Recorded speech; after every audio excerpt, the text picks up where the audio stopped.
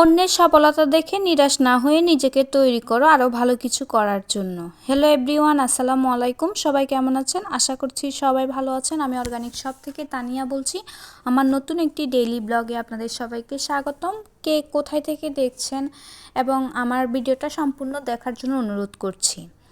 সকাল সকাল ঘুম থেকে উঠে দেখলাম আমার আম্মা চিতই পিঠা বানাচ্ছে, সঙ্গে ডিম সিদ্ধ ছিল এবং চা। তো সব কিছু রেডি হওয়ার পর সবাই মিলে নাস্তাটা সেরে নিলাম। নাস্তাটা শেষ করে আমি আজকে রান্নায় যা যা রান্না করবে সব কিছু নিয়ে নিচ্ছিলাম। প্রথমে ডাল নিয়ে নিলাম এবং ডালগুলোকে পানিতে ভিজিয়ে দিলাম। এরপর ফ্রিজ থেকে টুকিটাকি জিনিস বের করে নিলাম এবং সব কিছু গুছিয়ে নিচ্ছিলাম। অন্যদিকে আলু লাগবে আজকে রান্নার কাজে, তো সেজন্য আলুগুলোও নিয়ে নিলাম। পেঁয়াজ, কাঁচামরিচ, টমেটো সব কিছু এক এক করে নিয়ে নিচ্ছিলাম। সব কিছু নিয়ে এরপর কাঁচামরিচগুলোও নিয়ে নিলাম। এরপর আবারও কাঁচামরিচ যেগুলো লাগবে ওইগুলো নিয়ে অন্যগুলো আমি আবার ফ্রিজে রেখে দিয়ে আসলাম। এগুলো গুছিয়ে এক সাইড করে রেখে এরপর চলে গেলাম ঘরটাকে গুছিয়ে নেওয়ার জন্য।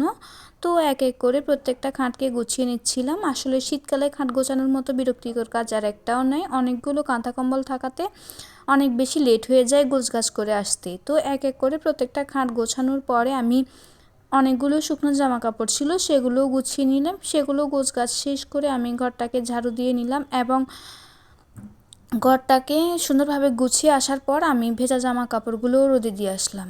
এদিকের কাজগুলো শেষ করে আবারও চলে গেলাম রান্নাঘরে। আজকে রান্নায় যা যা লাগবে সব কিছু কাটাকুটা শুরু করলাম। প্রথমে পেঁয়াজ, কাঁচামরিচ, আলু এবং যা যা লাগবে সব কিছু কেটে ধুয়ে পরিষ্কার করে একেবারে রেডি করে নিলাম। এরপর আমার আম্মা রান্নার কাজটাই শুরু করলো। প্রথমে ডাল রান্না করে নিল, এরপর ভাজি করলো এবং কাবাবগুলো ভেজে নিল।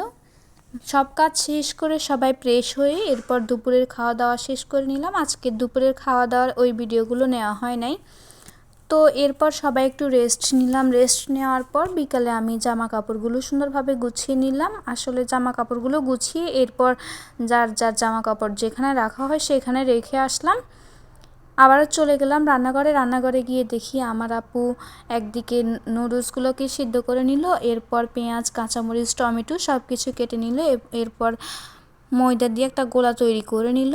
আজকে বানাবে ঝাল বড়া। তো একটা কড়াই নিয়ে নিল, কড়াইতে তেল দিয়ে তেল যখন গরম হয়ে আসলো বড়াগুলোকে ভেজে নিল। সন্ধ্যায় একটা ঝাল ঝাল নাস্তা থাকলে অনেক বেশি ভালো লাগে। অন্যদিকে চাটাও বানানো হলো। তো সবাই মিলে ঝাল বড়া দিয়ে সস দিয়ে খেলাম এবং চাটাও খেয়ে নিলাম। এদিকের খাওয়া দাওয়া শেষ করে আবার কিছু বড়ই বের করে নিল এবং লবণ মরিচ দিয়ে বড়ই খেয়ে নিলাম। আসলে টক বড়ই হলো অনেক বেশি ভালো লাগতো, এগুলো মিষ্টি বড়ই, সেজন্য তেমন একটা ভালো লাগে নাই, তাও খাইলাম। বছরের প্রথম বড়ই খাইলাম, তো সেজন্য খেয়ে নিলাম। খাওয়া দাওয়া শেষ করে আপনাদের সঙ্গে বিদায় নিচ্ছি। সবাই ভালো থাকবেন, সুস্থ থাকবেন। আল্লাহ হাফেজ।